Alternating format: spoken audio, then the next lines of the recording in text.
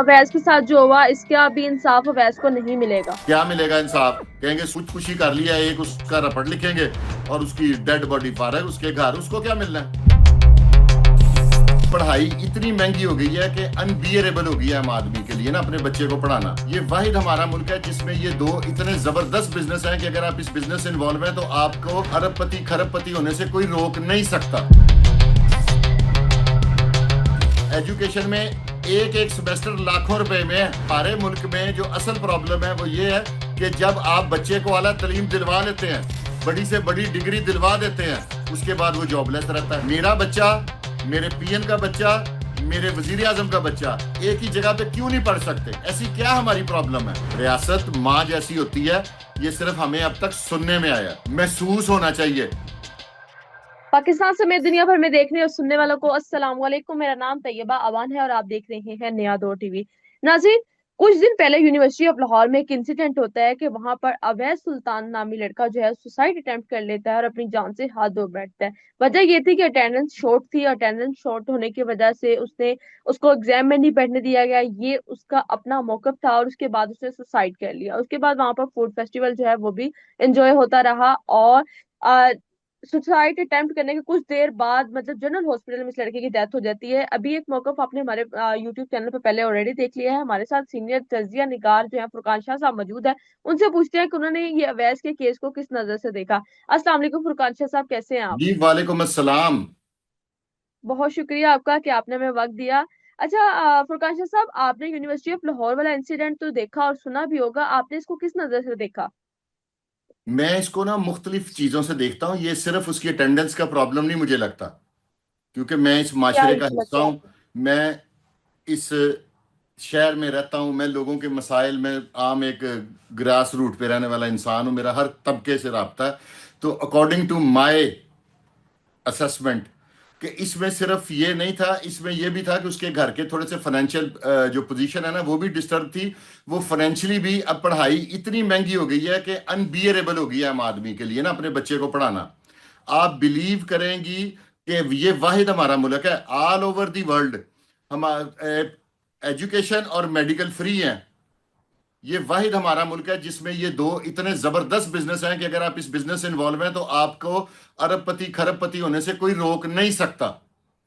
असल बिल्कुल। रीजंस ये हैं। गवर्नमेंट को चाहिए कि तालीम में, आप, मेरे लिए ये एक परेशान कुन बात है कि जो सरकारी इदारे हैं ना वो नहीं चल सकते और प्राइवेट चल रहे हैं। सरकारी हॉस्पिटल नहीं चल सकते, प्राइवेट हॉस्पिटल भाग रहे हैं। तो इनको थोड़ा सा सरकारी तालीम को और इस तरह मेयार ये नहीं है ना, हमें तालीम तालीम हमें रियासत ने देनी है, मेडिकल हमें रियासत ने देना है। ठीक है, इलाज नामुमकिन है। अब मैं नाम लूंगा तो फिर लोग बुरा मनाएंगे। जो बड़े बड़े हॉस्पिटल हैं उसमें वो दे पूछते हैं आपसे कि आप क्या करते हैं। अगर आप कोई वेल स्टेब्लिश बिजनेस बता दें तो आपके बंदे को 8-10 दिन वेंटिलेटर पे लगा देते हैं। ठीक है, उसका बिल आपसे ले लेते हैं। एजुकेशन में, अब हमारे भी बच्चे पढ़ते हैं, एजुकेशन में एक एक सेमेस्टर लाखों रुपए में है। जिस बंदे की 60-70-80 हजार रुपया तनख्वाह है, अगर उसके 3 बच्चे हैं वो कैसे पढ़ाएगा? Is it possible? ये जो है ना तलीमी मेयार हमारे मुल्क में। और फिर दूसरा बैड ड्रॉबैक ये है कि हमारे मुल्क में जो असल प्रॉब्लम है वो ये है कि जब आप बच्चे को आला तालीम दिलवा लेते हैं, बड़ी से बड़ी डिग्री दिलवा देते हैं, उसके बाद वो जॉबलेस रहता है। उसके बाद ये मेरे पास कई, मैं जिस बिजनेस से रिलेट हूं, लोग मेरे पास आते हैं, लोग यहाँ पे उबर क्रीम पे गाड़ियां चला रहे हैं। कुछ दिन पहले मेरे पास एक बच्चा आया, उसने बीकॉम किया हुआ था। ठीक है, तो वो मेरे पास आया तो कहता मुझे कोई किस्तों पे गाड़ी मिल सकती है, मेरे अब्बू बहुत बुरे हालात हैं उनके, 3 लाख रुपए उनके पास है। मैंने कहा बेटा आप करेंगे क्या? कहता जी कि मैं एमबीए भी किया हुआ है मैंने, और मैं मोटरसाइकिल जो ये पहले बाइकिया चला के तो अपना कर रहा था, अब मेरी ख्वाहिश है कि मैं गाड़ी लूं और गाड़ी को उबर क्रीम पे चलाऊं। ठीक है, और हर जगह पे आपने ज़कात और उशर के दफ्तर बनाए हुए हैं। मैंने नहीं आज तक देखा कि किसी डिजर्विंग पर्सन ने मुझे कहा हो आके कि जनाब ये मुझे गवर्नमेंट की तरफ से ये मिल गया। ठीक है, अगर आप किसी को 8-8 10-10 हजार रुपया दे रहे हैं तो उनकी लाइनें लगती हैं 50-50 मीटर लंबी, और ट्रिपल लाइन लगी है और लोगों को जलील और रुसवा करके दे रहे हैं। इसमें फाइनेंशियल प्रॉब्लम कंफर्म है। کیونکہ کچھ بچے بڑے غیور ہوتے ہیں، وہ اپنے ماں باپ کے حالات کو دیکھ کے نا، فائنینشیل سٹیٹس ان کا تھوڑا سا کمزور، تو وہ بےچارے مجبور ہو کے اس نے یہ اٹیمپٹ کیا خودکشی کا، اوپر سے اس پتہ نہیں اس کے والد نے کیسے پیسے اکٹھے کیے ہوں گے اس کو پڑھانے کے لیے، اس کی اٹینڈنس کی وجہ سے یا اس کی کسی بھی وجہ سے استاد نے اس کی تذلیل کی ہوگی۔ میں یہ کہتا ہوں کہ پرائیویٹ ادارہ ہو یا کوئی بھی ہو، ہمارے یہاں پہ ہم لوگ اکثر سننے میں آتا ہے کہ جس بچے کی فیس لیٹ ہو گئی ہے نا، اس کو اکثر بینچ کے اوپر کھڑا کر دیتے ہیں۔ ٹھیک ہے، تو غیرت مند بچے تو کیسے فرقان برداشت صاحب کریں؟ دیکھیں، یہ انسیڈنٹ یونیورسٹی آف لاہور میں ہوا، جو کہ ایک پرائیویٹ ادارہ تھا جہاں پر لاکھوں کی تعداد میں اسٹوڈنٹس جو ہیں وہ اسٹڈی کے لیے جاتے ہیں۔ مجھے یہ بتائیے گا کہ کیا یونیورسٹی کی انتظامیہ کی اس میں غفلت نظر آتی ہے آپ کو، یا پھر اویس جو ہے اس کی فیملی کا کوئی پریشر تھا، اویس ڈپریشن میں تھا، اور یا پھر یہ فائنینشیل ایشوز ہی ہیں آپ کے سامنے؟ کیونکہ ایک شخص جو کہ اس قدر بے حس ہو گیا کہ اس نے اپنی جان کی بھی پرواہ نہ کی اور اس نے 4th فلور سے چھلانگ لگا دی۔ اب اس میں کوئی دو رائے نہیں ہے، ٹھیک ہے، لیکن بیچ میں فائنینشیل والی جو بات ہے نا وہ مسٹ ہے۔ آپ اس کو، گھر چلیں کا پریشر فائنینشیل کیا ایشوز کو ہوگا؟ سائڈ پہ رکھ کے اگر بات کرتے ہیں تو کیا ان فائنینشیلی ایشوز سے انسان لڑ سکتا تھا؟ جان سے ہاتھ دھونے کی کیا ضرورت تھی؟ کیسے لڑ سکتے ہیں آپ مجھے بتائیں؟ اتنی کوالیفیکیشن والے، اب کئی بچوں کو میں جانتا ہوں جو بےچارے صبح کے ٹائم پڑھتے ہیں اور شام کے ٹائم جابس کرتے ہیں، 30 30 35 35 40 40 ہزار 50 50 ہزار کی وہ جاب کرتے ہیں۔ ٹھیک ہے، ہر بندے کے مالی حالات نہیں ہوتے۔ آپ یکساں معیار تعلیم سرکار کے کالج سکولز میں کیوں نہیں کر سکتے؟ میرا بچہ، میرے پی این کا بچہ، میرے وزیر اعظم کا بچہ ایک ہی جگہ پہ کیوں نہیں پڑھ سکتے؟ ایسی کیا ہماری پرابلم ہے؟ کتنے کتنے بڑے سڑکوں پہ آپ نے پیسے لگا دیے، آپ نے پل بنا بنا کے پاگل کر دیا، آپ نے تدریسی جو ہیں ادارے وہ کیوں نہیں بنائے؟ یہ گورنمنٹ کو ہمیں تھوڑا تھوڑا نا ریئلائز کرانا پڑے گا۔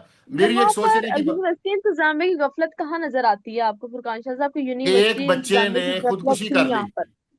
ٹھیک ہے، اساتذہ جو ہوتے ہیں نا وہ اپنے ہر اسٹوڈنٹ کے ساتھ تھوڑا بہت اٹیچ ہونا ان کا بنتا ہے۔ ایک بچہ سٹریس میں ہے، کیا ٹیچر اور اسٹوڈنٹ کی آپس میں فرینکنس یا دوستی نہیں ہونی چاہیے؟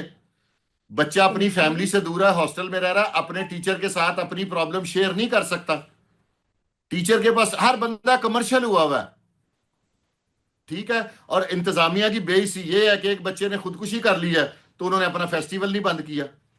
یہ چھوٹی بات ہے؟ آپ مجھے بتائیں، کیا ایک انسان کی زندگی سے ایک فیسٹیول زیادہ قیمتی ہے؟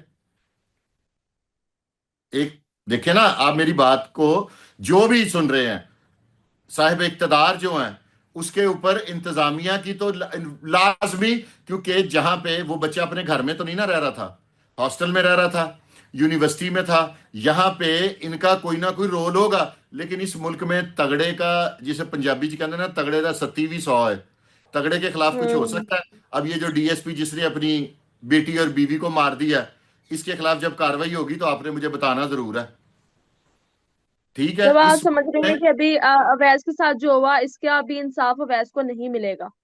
کیا ملے گا انصاف؟ کہیں گے خودکشی کر لیا، ایک اس کا رپٹ لکھیں گے اور اس کی ڈیڈ باڈی فارغ اس کے گھر، اس کو کیا ملنا ہے؟ ادھر لوگوں نے ایک 2,000 کے چلان کے لیے اپنا رکشہ چلا لیا، اپنے آپ پہ پیٹرول ڈال کے، کتنے واقعات ہوئے ہیں، ان کو کیا ملا؟ الٹا ان پہ اقدام خودکشی کا پرچہ دیا گیا۔